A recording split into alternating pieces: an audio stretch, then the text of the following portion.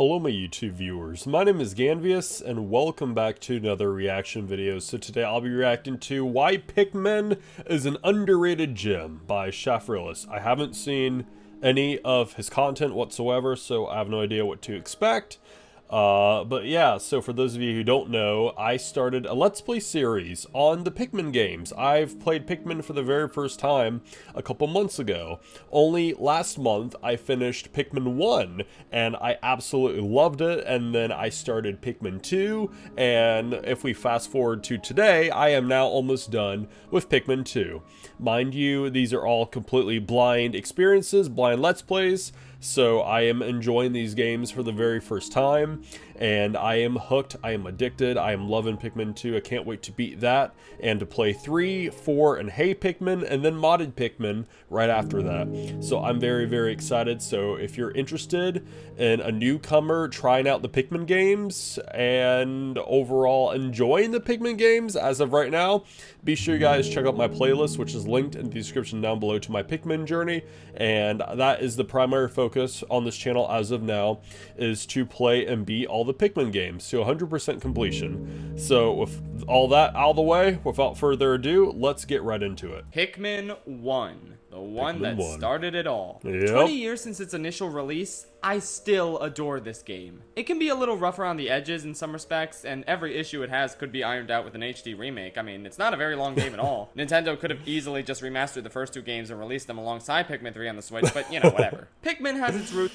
And here we are, 2023! It's out! We get Pikmin 1 and 2, and 3, and 4, all on Switch. So that's fantastic, because ever since Pikmin 4 got released, or not released, but ever since Pikmin 4 got announced to become the Switch, I noticed that Pikmin 3 was on Switch, but no Pikmin 1 and 2.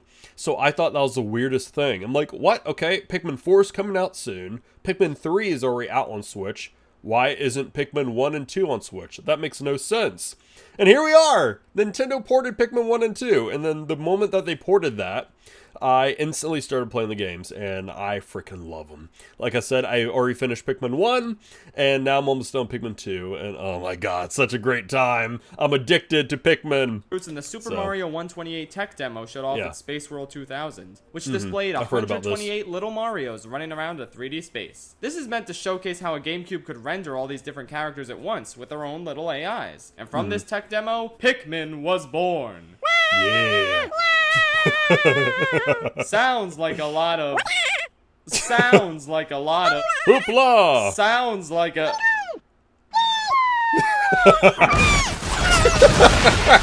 fuck around and find out. Pikmin is a masterpiece. I love that edit. That's so good. So buckle up. It's important to be buckled up in case of accidents. Oh shit, we're going down. This is what I was talking about. All right, let me pause it real fast. I love this guy's commentary and the editing style and the jokes and everything and the snappiness. It's so good. But yeah, no, Pikmin 1 in my opinion is a masterpiece. I might actually make once I'm done with playing all the games, I might make one big video per game. So I'll make a big video talking about Pikmin 1, a big video talking about 2, 3, etc. If that's something you guys are interested in. So you hear my full thoughts for each game, because my god, I just loved Pikmin 1. It was a perfect introduction. So I feel like, as of right now, I feel like Pikmin 1 was the prologue to the Pikmin series. Instead of like the first actual entry, I feel like because Pikmin 1 is short, I feel like that's the prologue, and Pikmin 2 actually starts the real adventure. I don't know. It's just something to look at. This guy is cruising through space when all of a sudden, asteroid strike, and his ship crashes to the surface of a planet, breaking to pieces in the process. We find out this guy is the esteemed Captain Olimar, aka the most compelling protagonist Nintendo has ever made. No. Seriously. Here's the thing. Most Nintendo Oh god, what the hell was that? Ugh, Mario is an expert plumber, doctor, athlete, princess-saving jack of all trades. Most people know not to f with Mario. Link is usually some sort of chosen hero, Samus is a badass intergalactic bounty hunter, Kirby is literally God, and so on and, say it with me now, so forth.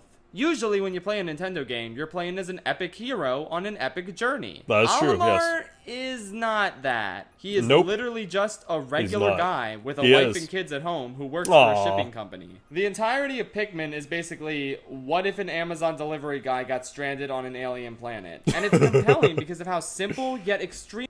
I couldn't say it better myself, really, because Olimar is just an ordinary family man. So it's one of those things to remember that he's not this hero like Link or Mario or anything. He is literally an ordinary family man who just got stranded on an alien planet. He's practically a nobody. Well, for family, of course, but you know, just the average Joe. So that's what really caught my attention from the very beginning. The fact he's just a normal guy. Anyways, high the stakes are. Olimar's ship broke into 30 pieces scattered across this planet, and he has 30 days to repair his ship and escape before his life support systems fail him and he fucking dies, making his wife into a widow and his children fatherless. This is a Nintendo game. Talk about being potentially alienating. Do you get it? Because he's on the alien. Pikmin is a game that certainly alienated its fair share of players in a pretty similar manner to Majora's Mask. What is it about that era of Nintendo that was obsessed with time limits and impending doom? Anyway, a ton of people don't like the fact that Pikmin only gives you 30 in-game days. I never played Majora's Mask, by the way. I should play that. To beat it. But as someone whose literal favorite piece of media of all time is Majora's Mask, how do you think I feel about this? I love the time limit in Pikmin 1, from both a story and a gameplay perspective. It really heightens Olimar's plight since his motivations are completely unselfish. Okay, so my thoughts on the time limit, I should probably save this for my Pikmin 1 video, but my thoughts for the time limit at first, I didn't really like it, because I hate being timed to do things. I hate that so much. I want to go at my own pace, and I hate just stressing out, not knowing if I'm going to make it or not. But, yeah, no, at first I really didn't enjoy it, and then I think a little more than halfway through, I liked the challenge. I really did start liking the challenge and felt accomplished when I got something done before the timer ran out. I don't really know how to explain it, but yeah, I like it. It's one of those rare instances where I kind of like the time limit that it gives you. But anyways, I'm very tired, by the way, so you're gonna have to deal with my crappy commentary for this video. And it gets you invested whenever he talks about his family. And in terms of gameplay, it keeps the pressure on and makes you want to beat the game as quickly as possible, while also not being particularly intrusive. I mean, do the math. There's 30 ship parts and you have 30 days. If you just collect one of these ship parts each day, you're golden. And there's even 5 optional ship parts. Honestly, the premise of this game sounds a lot more intimidating than it actually is. I got them all. Check out my Let's Play series of Pikmin if you haven't already. I got them all. For a while, because you don't like time limits, I'd reconsider. If it's still too much pressure for you, that's totally fine, and you might enjoy Pikmin 2 and 3 more, since they're a lot more lax. But if you like self-imposed challenges and trying to beat games as quickly and efficiently... Wait, no, I'm sorry. I keep pausing. I'm sorry. I gotta give my take on this. Did he just say Pikmin 2 is more relaxed? Is he trolling? Pikmin 2 is not more relaxed. Or does he mean the fact that there's no time limit? I think that's what he means, because I was about to say. No, Pikmin 2 is literally Satan. Like, it is hell. But I love it. I love it. Over the years, I've gotten better and better at it to the point where I can beat it in 7 days now. It provides all the thrills of speedrunning something without having to strive for perfection, since getting it all done in a certain amount of days is a lot easier than trying to find the most humanly possible optimal route. And that's the neat thing. You don't need to find a single Why does he show route, these slugs? nor does the game force you to take one. Pikmin consists of 5 stages, but 3 of these stages are kind of their own open world, where you're plopped in and you can grab the ship parts in any order you desire. Compared to the later games, this one is a lot less linear, and it lets you tackle any objective at any time, really. There's some ship parts that you'll need a certain type of Pikmin in order to get, but it doesn't take long at all to get all 3 of them. And oh yeah, let's talk about the titular Pikmin. This is bringing me back. Obviously can't retrieve every single I've only beat this game a month ago. I've only beat this game a month ago, and I'm already feeling very nostalgic. Legs. Disgusting. Fortunately, he quickly meets a friendly Pikmin who is canonically named Steve. Don't even try to dispute that fact. And he finds out he can raise I get the reference! by having them carry nutrients and corpses to their onion mothership. Fun! Not only is getting everything done as efficiently as possible in this game extremely fun, but it's also tremendously satisfying to raise up your numbers of Pikmin and get through battles and hazards without them dying. Yeah, you feel I agree. really awful if you let one of these adorable troopers die. Yeah, Malamar even has unique end-of-day dialogue if they die to a bomb rock explosion, which makes you feel worse because your actions are what triggered this dialogue. Damn, bro, that's crazy. But the worst thing is leaving Pikmin behind at the end of the day. Because if they're not in your party or your home base when the sky darkens and the countdown hits 0, they're dead. They're gone. And you have to watch this really sad cutscene of them getting eaten. Like, mega oof. Aww. The hardest thing about this job is you can't save Spider-Verse? everybody. But finding the most efficient way to attack enemies without your Pikmin dying, and strategizing to make sure you can retrieve them all before the end of day hits and the nocturnal creatures feast on them, so damn satisfying. This game really makes you feel like a master tactician, discovering the most efficient and least dangerous routes to take, and making sure it all gets done before the day is up. It's some of the most satisfying gameplay I've ever experienced. I agree 100%. It really is some of the most satisfying gameplay I've ever experienced. I agree with that completely. It's just something about just racking up your numbers, strategizing, and trying to work your way around the environment and tackle different things and or different areas in different order, to tackle areas in different order is just there. I don't really know how to describe it. It's just so satisfying, and it's just really it's comforting. It's comforting despite being timed. It's still pretty comforting, and being so teeny tiny, and you got this freaking huge scale.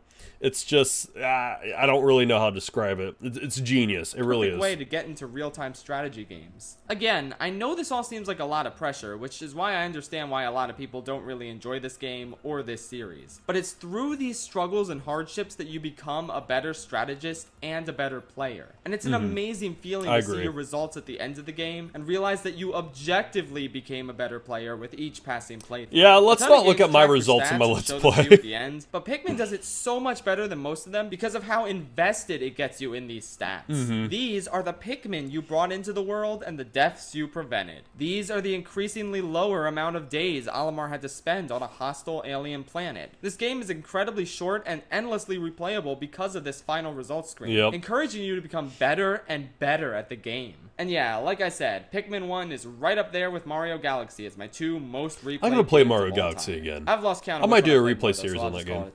Now, a lot of dumbasses who don't know anything about this series like to joke that, oh, Olimar is enslaving the Pikmin and forcing them to do his bidding. No. They very clearly want to help it.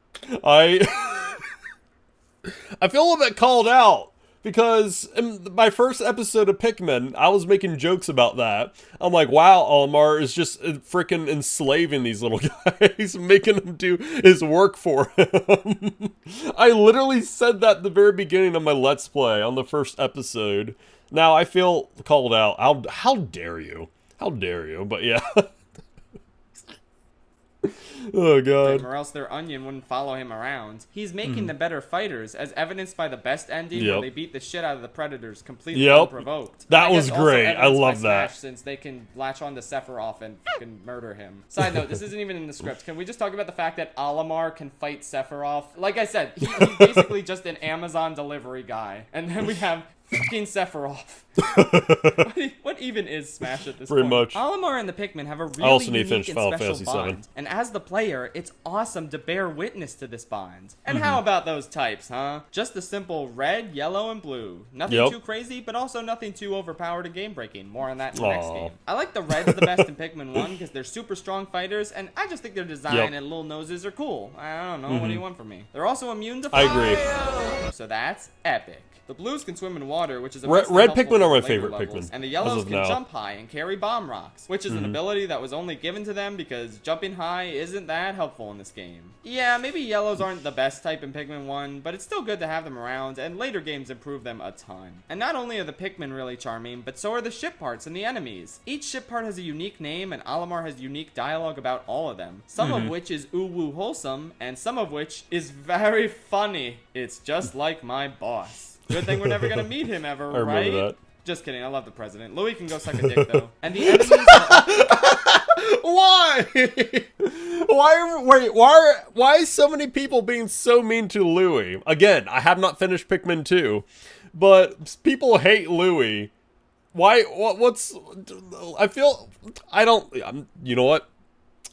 I won't know until I beat the game, so please no spoilers. All incredibly well designed with super fun names like Bulborbs, the swooping Snitchbug, the Wollywog, the Smoky Prog, which is the most horrific hellspawn imaginable. And oh yeah, no, I remember that. Optional boss. Yeah, despite how dark the premise is, there's a lot of whimsy to be had thanks to these delightfully designed creatures and the excellent music. It's got a very chill vibe and it's a delight to listen to. Overall, it really is. This is one of my favorite games of all time, but it's far from flawless. I don't really have many problems with the structure of the game, since I really like short games that I can replay over and over. The problem here is that this game has a lot of glitches. Sometimes ship parts can get into a state where they become impossible to grab, forcing me to reset. Pikmin get crushed under bridges for some reason. Every time I fight I'm familiar with that glitch, the Pikmin being crushed under bridges. However, I never had an issue carrying ship parts. I'm pretty sure that happened to be fixed in the Nintendo Switch version of the game, or I just got lucky to not encounter it. I don't know. I haven't had that glitch. It's always a crapshoot whether or not he'll glitch out and kill like 30 of my Pikmin just because he fell over as part of his downed animation, which is really annoying. And there's a couple other glitches never experienced that either. Or that, the Jesus. most frequent thing in the world. The other thing is how mediocre the Pikmin AI is in this game. Yeah. Me and my viewers agreed that the AI is dog shit a lot, because some mistakes, you know, I obviously made a lot of newbie mistakes in Pikmin 1, and you guys were saying it wasn't entirely, or at times you guys would tell me it's not entirely my fault. The Pikmin AI is just dog water. So yeah, no, like eats up an entire pile of nectar like a gluttonous pig. I usually give whichever Pikmin that does that the death sentence because they truly deserve it. I'm still holding out hope that one day both this game and I can't look at this. That brings the Pikmin AI up to the standard of 3s and irons out the glitches that are mostly prevalent in this game. I'm gonna be honest, new footage. If those issues were ironed out, coupled with very pretty HD visuals being added, Pikmin 1 might just be a perfect game. At least, perfect for my tastes. It's endlessly fun and replayable, it's simultaneously laid back and challenging, it appeals to my sensibilities perfectly and offers a super compelling time limit mechanic that isn't too discouraging. It truly is an underrated Nintendo gem that I never get tired of. It spawned one of my favorite franchises in gaming history. I really hope more people who haven't already played this game get to experience it for themselves. I played it on Wii with the amazing pointer controls, and while that is outdated hardware, if you happen to have one of those, or a GameCube, or a Wii U, definitely get your hands on this humble, understated masterpiece. Here's to the past 20 years, Captain Olimar. I hope you stick around for 20 more. And then maybe after that you can retire, because your boss is kind of horrible. Good night, PNF 404. But man, don't you think Hakatape Freight would get way more business if they would just make a website to promote their services? Well, if you want to stay ahead of the president in the business world, that's not a hard task because his business kind of sucks. But if you really want to just leave him in the dust, you can make your own website for your business using Squarespace. Oh, okay. All right, that's enough. All right, I got it. Is there anything else here? Not really. Okay. All right. Okay. That was my reaction to why Pikmin is an underrated gem. I agree with nearly everything. I already forgot the YouTuber's name. I agree with everything he said. This is a great breakdown as to why he really enjoys Pikmin. It really is an underrated gem, the first game, and I'm loving Pikmin 2. It's nearly a masterpiece. In my honest opinion, I think I almost like it more than the first game. I don't know. I got to beat the game, and I got to get through all the other games. But yeah, this was a great video. I really enjoyed it. And again, if you guys want me to do a review of each game, let me know in the comments down below. But yeah, this was a very well made video. Pikmin is definitely an underrated gem that deserves much more love. And I am so happy that I had the opportunity to dive into the series because now I'm hooked. Now this is easily my top 5 favorite video game franchises of all time. So right next to Mario and Zelda for sure. But yeah, thank you guys so much for watching. And again, if you're interested in seeing a newcomer to the Pikmin games experience Pikmin for the very first time in a blind playthrough, my playlist will be in the description down below. Also, some more Pikmin extras will be in the description down below, some side stuff as well, and the original video will also be linked in the description down below. So check that out. And subscribe if you haven't already. So with that said, thanks for watching, and I'll see you guys in the next video. Bye guys. See you guys soon.